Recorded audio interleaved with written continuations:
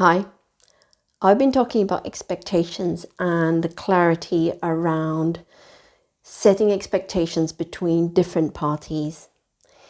And I feel that it's kind of like a spectrum. At this end, you might have a situation between people where expectations are unspoken.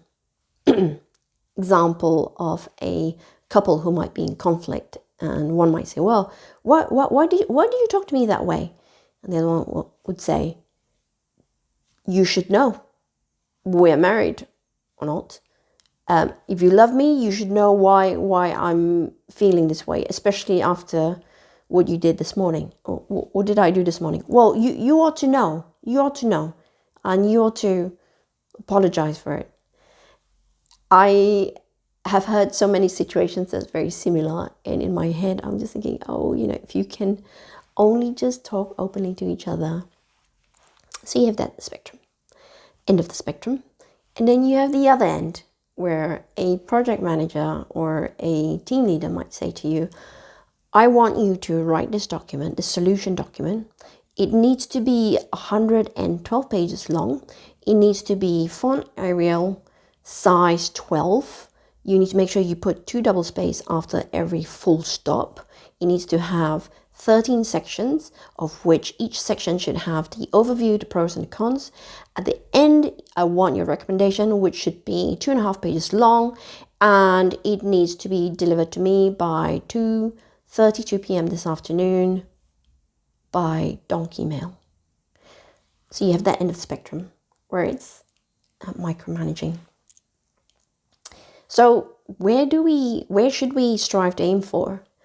My personal style leans towards this side, maybe not quite that end, but I like to be clear.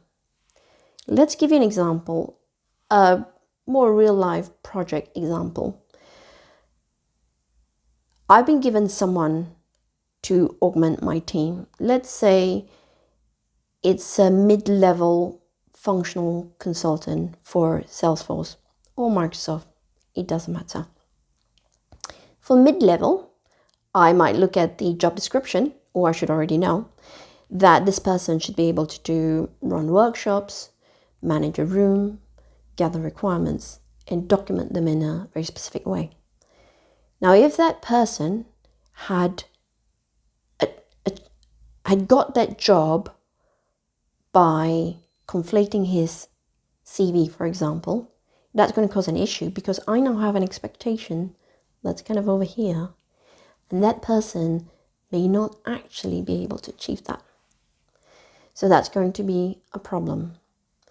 And what I normally do with my team when I am given one, and if there are people who haven't worked with me before and who don't really know my style, I will actually spend some time and sit down with each person and say, "This is who I am.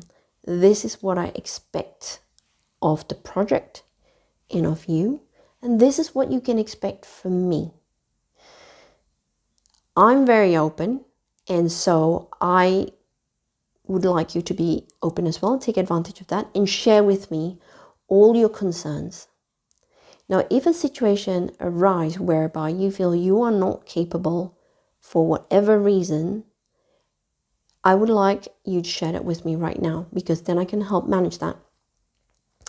Managing it right now is much less painful than anywhere else down the line. So it's going back to that example.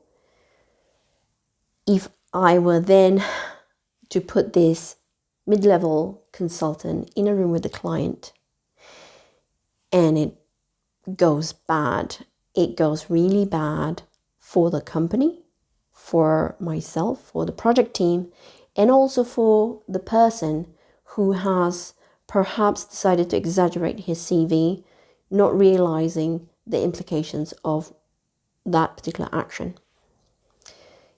By sitting down with each person and laying down my cards on the table, I'm able to open the door and say, if there's anything else that I kind of need to know, please tell me now.